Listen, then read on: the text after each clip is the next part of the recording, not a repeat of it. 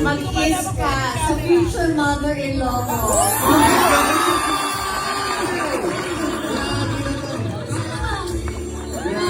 Boto. Grabe naman, in-announce na. I love you. Ano na? Ang laki ng ginanda mo. Lalo pag malapitan mo, no? Kaya I think dahil may nagpapaganda sa'yo.